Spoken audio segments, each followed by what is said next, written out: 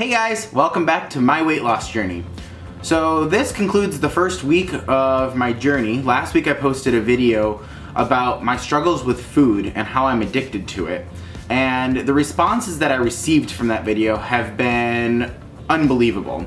I received responses from people saying that I inspired them to go work out for the day even though they had no plans to. I had people tell me that I inspired them to also join me on my weight loss journey. I had friends that I haven't heard from in a while reach out to me and say that I was so brave to make that video, and it just felt like I wasn't alone. And remember, you're not alone. We can do this together. And so this week I'm going to talk about the top 5 struggles that you're going to encounter in your first week and how I went about overcoming them. So coming in at number 5, we have my sleep schedule. So one of the things that I struggle with on a nightly basis is going to sleep earlier. Now I didn't necessarily accomplish the goal of going to sleep earlier this week. I did accomplish waking up earlier. So I typically am somebody that likes sleep, and I'll sleep in until 8:30, 8:40 in the morning, and I'll typically get up, brush my teeth, get ready, and then run out the door. And what my routine doesn't include is eating breakfast. And breakfast is the most important meal of the day. It kickstarts your metabolism so that you feel fuller longer throughout the day, and this week I experienced that. So instead of waking up at 8:30, I'd wake up at 8:15, and I'd give myself that extra 15 minutes to make myself breakfast, whether that be grabbing a bowl of cereal or making some eggs and bringing them into work with me. You should really consume your breakfast within 30 to 45 minutes of waking up, and that's going to help you feel fuller longer so that you don't indulge in snacks all day long or bigger meals when it comes to lunch and dinner. Number 4 is meal prepping.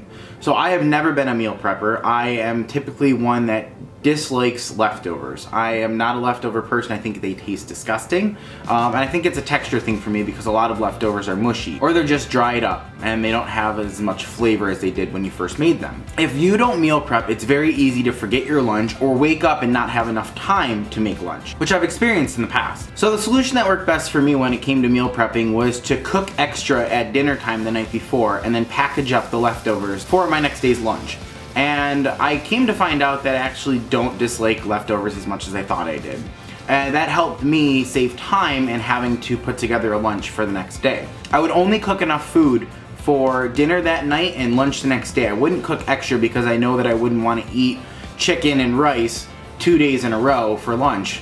I want to eat it for dinner and then I'll eat it for lunch and that's it. Number 3 is your schedule. So you're going to be doing a lot of things that you haven't normally included in your daily schedule, and it's going to be very easy for you to say that you don't have time to put the gym into your schedule, to put meal prepping into your schedule. And the solution to that is you make time.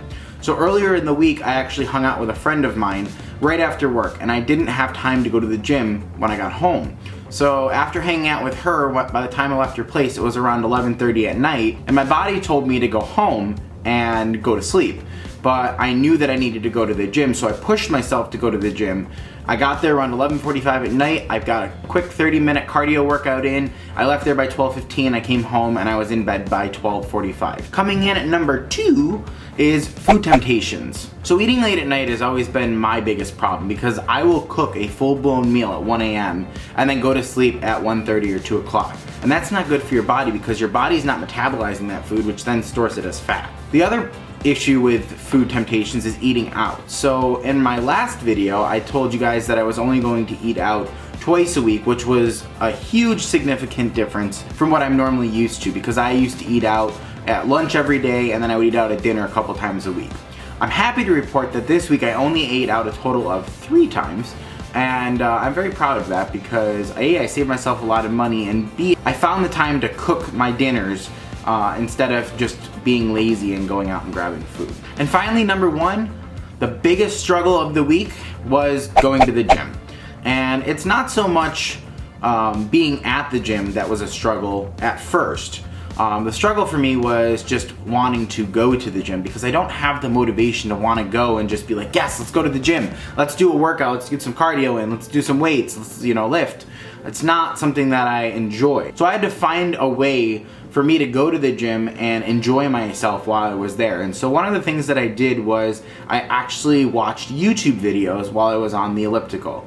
and I would catch up on my daily vloggers that I watch, and that really helped pass the time where I didn't really feel like I was just working out. I felt like I was enjoying myself because I was watching the people that influenced me to start to create videos. So find what works for you. If it means making a playlist, if it means, you know, watching Netflix, if it means catching up on a TV show, if it means reading a book, find something that you enjoy doing and do that while you're at the gym on the cardio machines, because that will help pass the time if you're like me and don't want to go to the gym. The other thing you're going to notice once you get to the gym is that your body is out of shape, and you don't realize that until you jump on a machine and start working out. And you'll immediately realize it when you start huffing and puffing because you're breathing heavily. And the only piece of advice that I can give to you on that is you need to push through it. Because if you don't push through it, you're never gonna get better. You wanna push yourself to a new limit, but you don't wanna overdo it your first week. Once you get through those first 3 to 4 days, you know, you hit that 5th day, you're gonna start feeling good about going to the gym. I know for myself, after I leave the gym, you know, my 4th day, I was like, wow, I feel good. I feel like I actually accomplished something. Feels good, I got a lot of energy now, let's go. So the biggest thing that I can tell you from this takeaway is that it's going to get easier. So those are the top 5 struggles that I encountered my first week. They might be a little bit different for you, and the best piece of advice that I can give to you is to never give up, be determined, make that change, and reach out to friends or family who support you. If you're feeling like you're craving a cheeseburger and you know you shouldn't eat it, text a friend or family member before you actually go out and buy that cheeseburger and say, I'm craving a cheeseburger, and maybe they can talk you out of it. And that's something that helped me. Is I joined a social media group and just would post in there and let people know, hey, I did this today, or hey, I'm feeling like this today and I don't really necessarily feel like going to the gym. And they would give me the encouragement to get to the gym. The last piece of this video that we need to do is it needs to be my first weigh-in. So last week I came in at 258.6 pounds. So hopefully this week I will have lost some weight. I haven't eaten yet this morning. I feel good about my first week. We are all in this together. We got this. I know that you got this. I'm always here as a support. If you need anything, you can always reach out to me, as well as any of your friends would be happy to hear from you, because all we want is for all of us to live a healthier, better life. So with that being said, let's head on over to the bathroom and weigh myself in. 254.1 pounds. That means that I'm down a total of 4.5 pounds from last week. Going to the gym matters, and so does eating healthy. I just proved it right there. You can do it. I believe in you. I'm extremely happy right now. So whatever you need to do in your life to make that change, please do it, because a healthy life now means that you'll have less complications in the future. I hope this video inspires you. I hope that it helps if you are wondering what your first week will be like. Please remember to comment, rate, and subscribe to this video. And please give this video a big old thumbs up if you like it. And I will see you in next week's weight loss journey. Thanks again for watching, and have a wonderful week, everybody.